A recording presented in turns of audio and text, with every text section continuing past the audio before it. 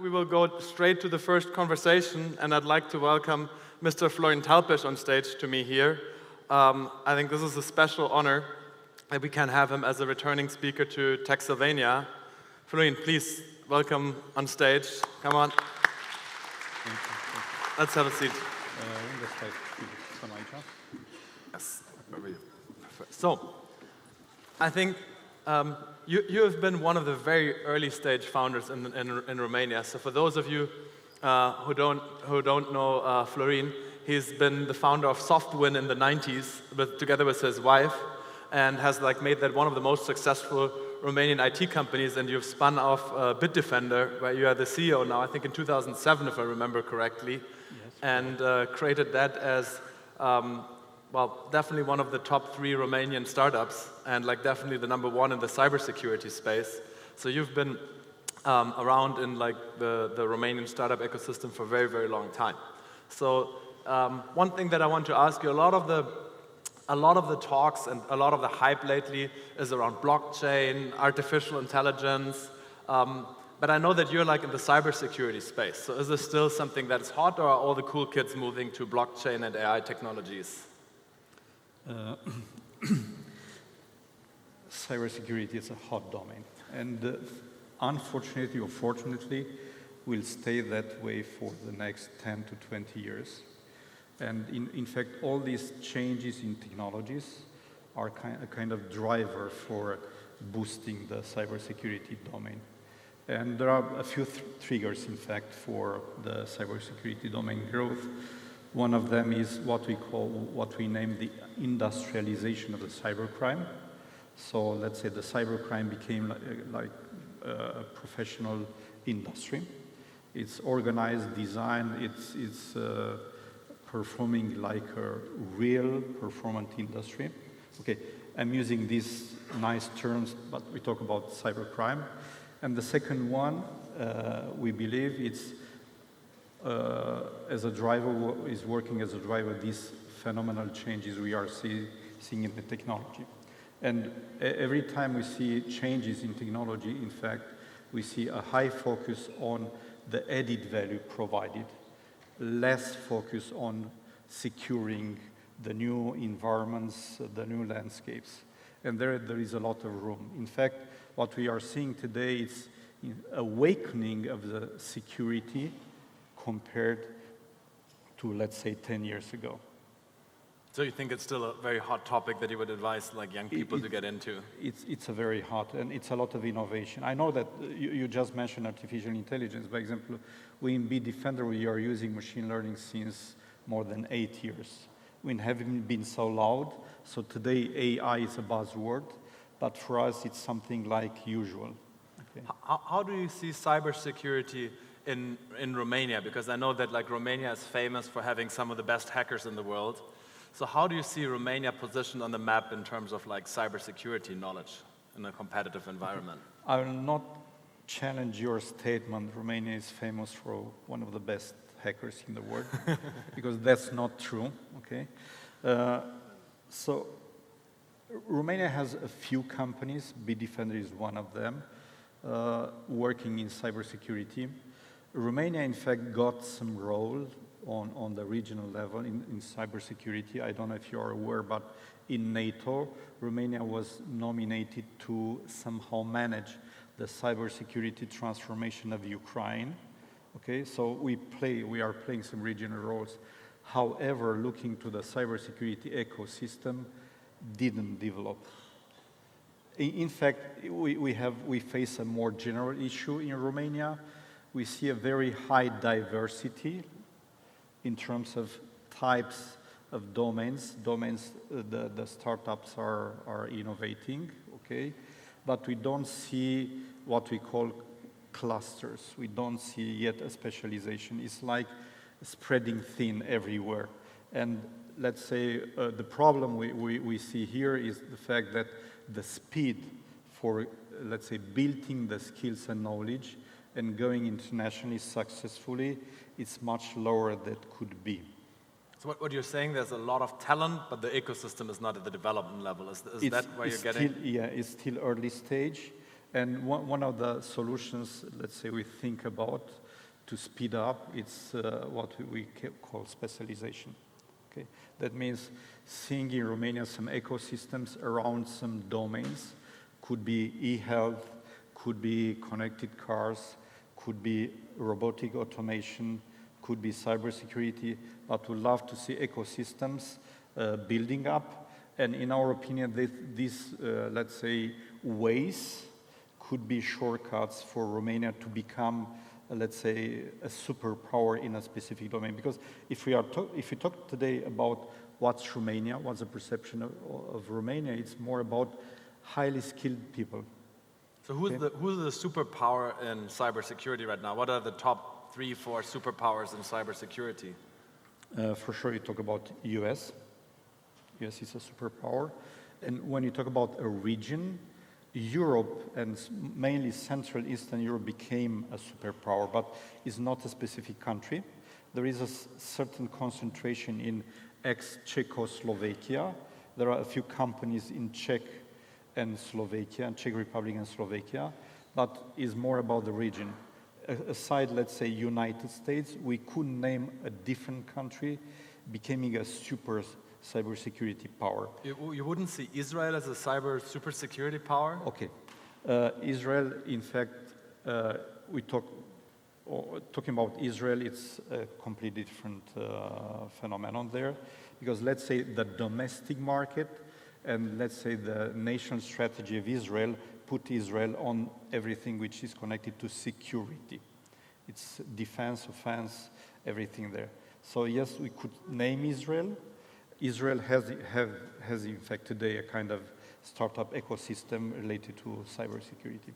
Yes. So since Steffi has said this so well yesterday that we need to identify the young founders here who really can make an impact, how can we make Romania a superpower in cybersecurity?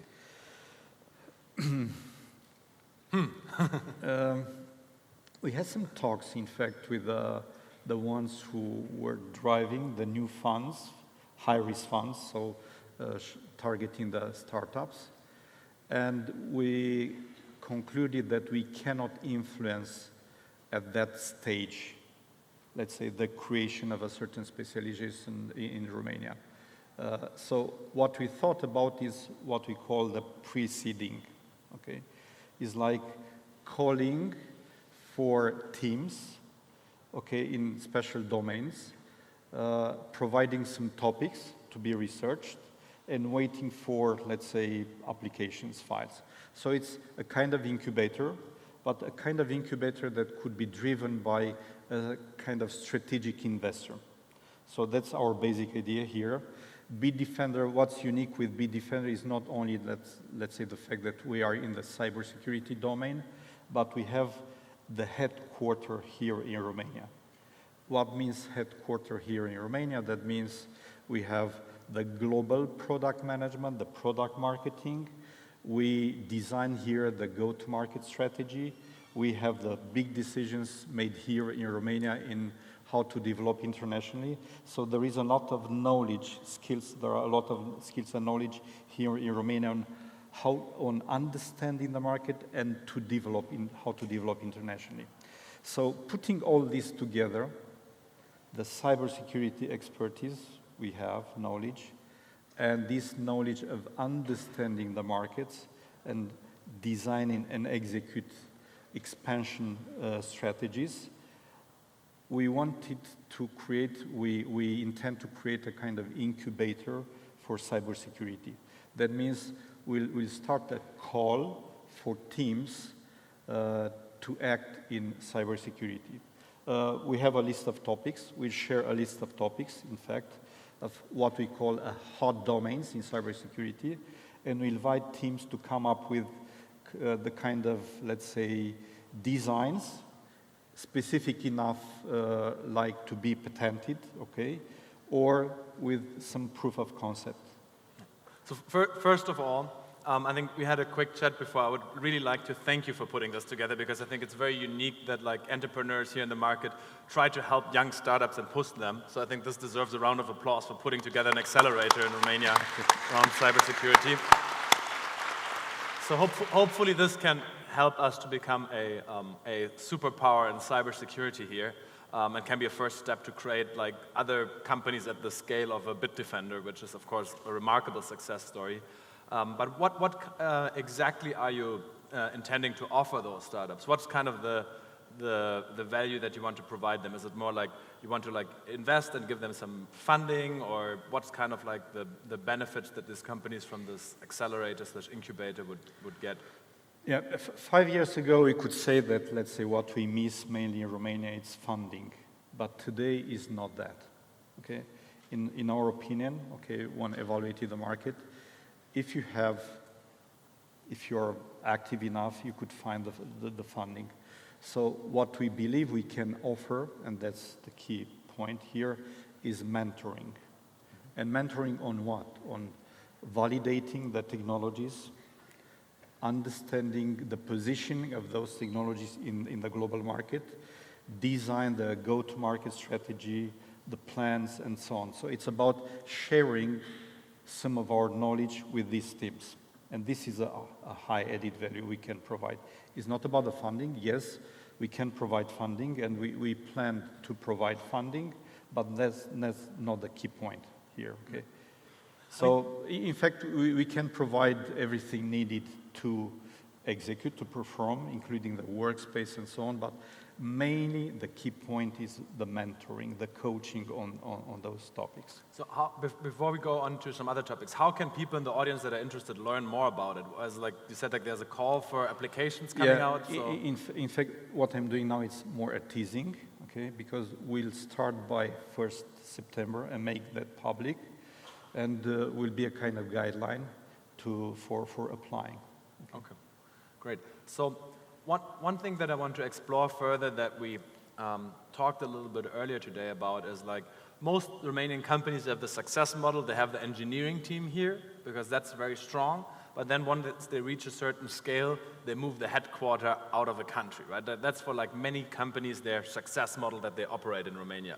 You have not done that with BitDefender. You've like purposefully like kept your headquarters, as you said, like earlier on stage, you kept your headquarter in Bucharest, you kept like product, marketing, sales, and of course you have international support, but like the key decisions are made in Bucharest, which is very unique for a lot of the Romanian success stories who start to move their headquarters to Silicon Valley. So how was your experience with that?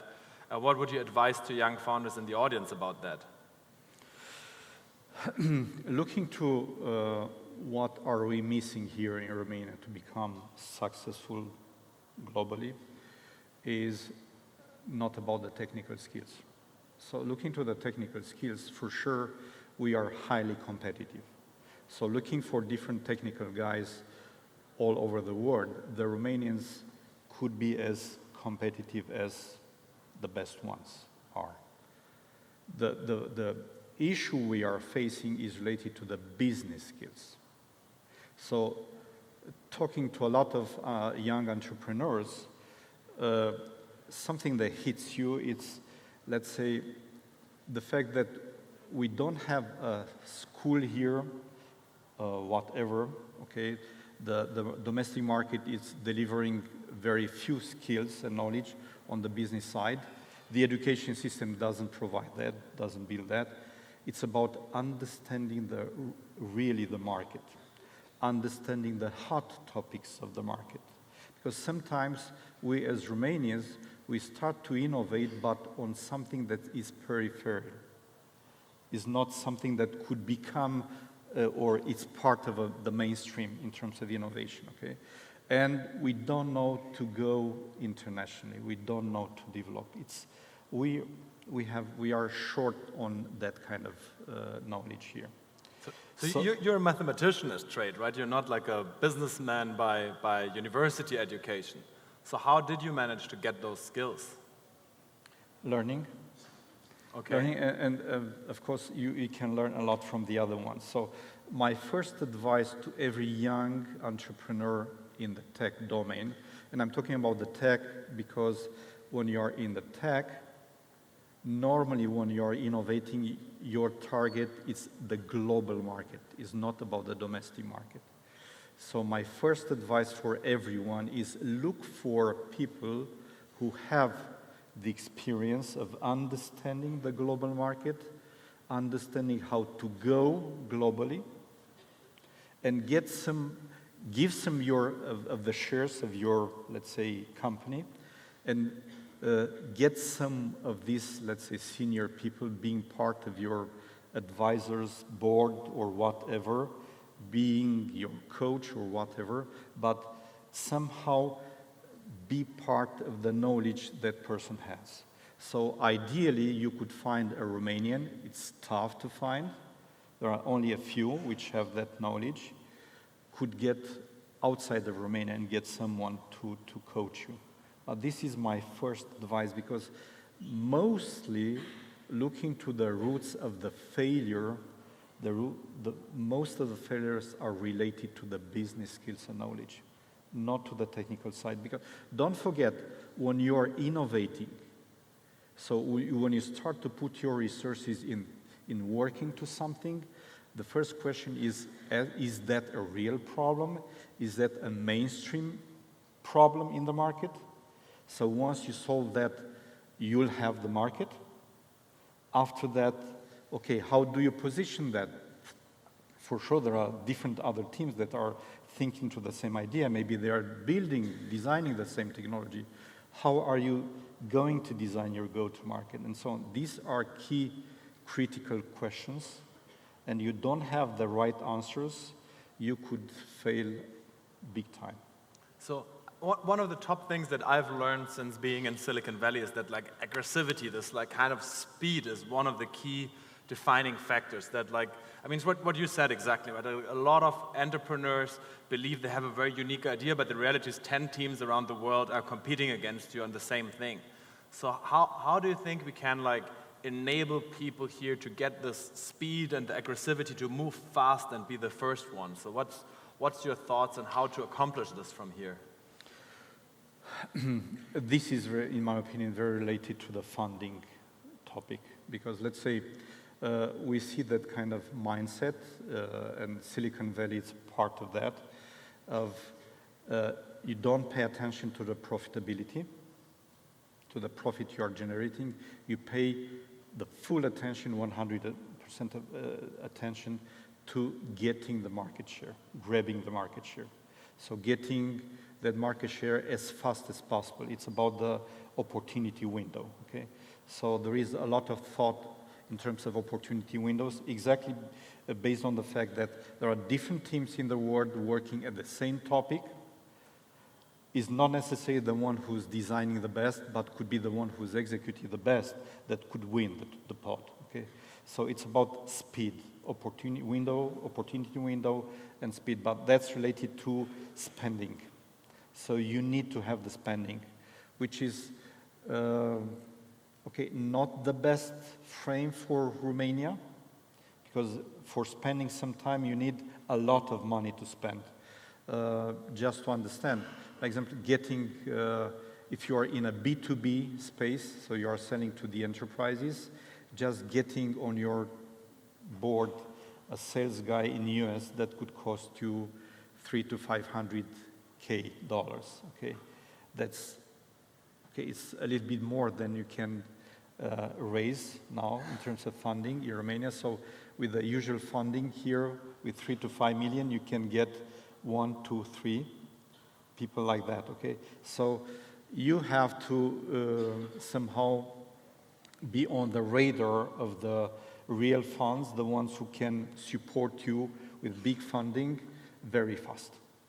Yes. So going through stages very, very fast. UiPath yes. was one such example. Yes, I think that's a great segue into discussing UiPath. So a long time when we pitched Techsylvania, we said like BitDefender is on the way to be the first unicorn. But now then UiPath came like out of nowhere and like became the first unicorn valued at over $1 billion in Romania, which exactly now has like the muscle to really power into that market.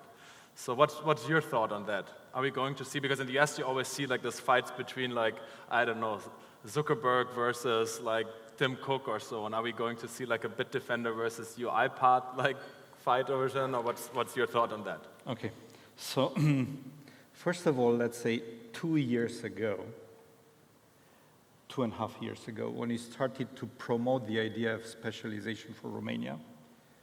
We started to look to the Romanian market, including the startups, and look for the ingredients that put together could support Romania to get a kind of specialization. And we had a few favorites on our table. I was part of a group thinking at that. So we looked to the automotive industry. So automotive, why? Because you have a significant industry of spare parts here. Okay, it's not about car makers, it's about, let's say, components for the cars. You have a few research centers here dedicated to connected cars, intelligent cars, and so on, okay? And you have the high-tech industry. So all this together led us to the idea you could build as Romania specialization for connected smart cars. A second one was related to global services. We know that Romania is well positioned in global services, is what we call outsourcing, okay? And we said we have a strong global services industry. We have a few startups in the domain like UiPath in robotization of these kind of global services, because don't miss it, when you talk about robotization, the global service is one of the key targets for robotization, and we have the high-tech industry. So personally, I used to promote since 2.5 years. UiPath is a very good example of robotization. Of course, let's say the valuation of UiPath got me by surprise. I was one of the first to find out about that. But after, let's say, surprise in the sense of value, but after that, my reaction was, it's amazing for Romania. This is exceptional for Romania. So I don't think we are in a compete situation. I think we can both, and really we waiting for different other companies to be very successful, okay? And building together a kind of position for Romania as a superpower in technology innovation. Yeah, no, I definitely share that vision that, I mean, it's not a winner takes it all market, so I think there can be many more unicorns in Romania, hopefully. So another thing that you just mentioned was the IT services industry in Romania, which is very strong. It's right now about 80% of the IT industry is like a service play in Romania. And I mean, we've seen that, like, for economies, it's very critical to get higher up the value chain, right? We've seen that, like, China went up higher up the value chain, had fantastic growth. We've seen that, like, India didn't really manage to go much higher up the value chain, so had much less growth. So what's your thought in getting Romania higher in the value chain, and or is it important, and if yes, then how do we achieve it? First of all, if it's important, we are in Cluj now. So one of the news about Cluj is the wages for developers are a little bit higher than in Bucharest. Is that a good news or a bad news for Cluj? Good news for most of the audience, I guess. Yeah, but same time it's a bad news. That shows that, let's say, the market is overheated. That means there is a limited pool of resources. So the basic idea is to go up on the value chain. When your pool of resources is limited and you have not the capacity to scale up a lot in a short time, you have to go up on the value chain. One step we did here in Romania compared to 10 years ago, it's research center of international companies. That wasn't too spread in Romania 10 years ago. So that is going up on the value chain. We have many research and development centers for international companies, and you could find here some research executed on the hottest topics on this planet.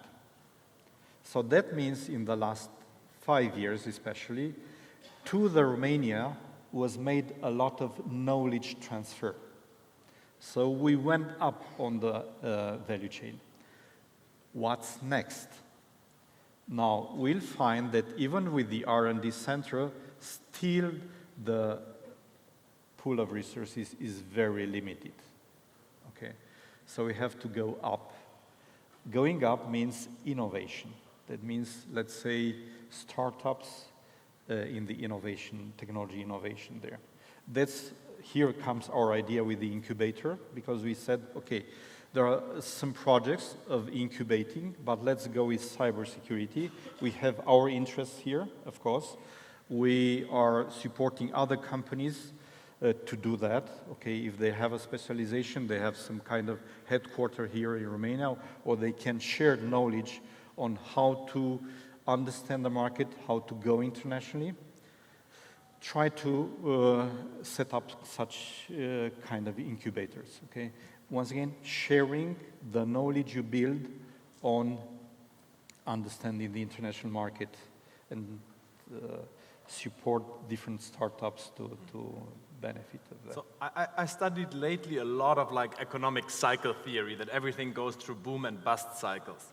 And I think we've seen that like many companies that are amazing came out of this kind of like bust cycles. You mentioned also that Cluj is like overheating, but we've seen internationally that a lot of like when Nokia exploded in Finland, or imploded, I don't know, but anyway, when it went more or less, most of it went away. Became a little bit arrogant.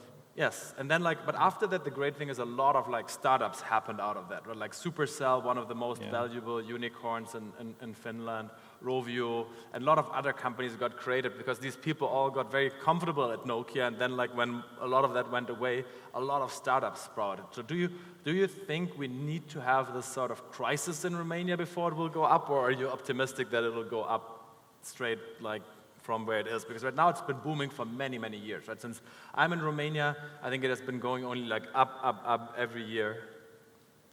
I just had my chat with Vlad just before getting here on the stage.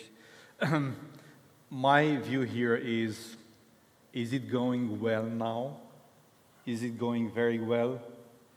If the answer is yes, let's think about the turmoil now, okay? So I'm not assuming that everything will go well for the next 20 years, okay? I assume that something could happen the next 5 years, even earlier. So if it's going well now, let's think about how to prepare for a less good time, okay? For some cloudy times, okay? So my assumptions are based on some predictions, okay? I'm not, let's say, an economist. I have a limited understanding of the general economy, but there is a lot of noise in the market, and we can assume that something bad will happen in the next years. Which might be great for startups to be created. I don't think we need that kind of turmoil for the startups, because in my view, all the changes are happening now are good opportunities for the startups. In fact, every entrepreneur could say that the change is my food. The change is my opportunity. Every time a change is happening, it's an opportunity for me. It's true that also the opposite is true. If there is a monopoly like Nokia used to be on the market, that's also a huge opportunity for startups, because that means you could be at the end of a cycle and some big change could be there in the near time. So I don't think we need a turmoil to develop the startup ecosystem in Romania, so we should do it now. Let's hope so. And then one final question. If you would be a young entrepreneur again, what like field would you tackle? Where would you go at? If you would be like have to do it without your background and you would have to start something, what would you do and how would you do it? I'll be political here. Okay. First of all, I'll pick up cybersecurity. So you disrupt your own company now? Okay. No, because as you assume, I am a young entrepreneur, so I don't have a company, okay? So secondly, I'll continue to be political and think about, let's say, some specializations for Romania, okay? And that could be, again, smart connected cars, could be automation, robotic automation, could be ed tech, could be e-health, and I am be 100% political here, go and innovate in public services, like local and central governance. We have to change that. So with your help, we can really improve the governance of Romania, coming up with some completely new ideas. Fantastic. Thank you very much, Florin. Okay, thank you. And thank you for setting up this incubator and supporting the ecosystem. I'm very much looking forward to learn in September more what it's going to be. Okay, Thank you so much. Thank you.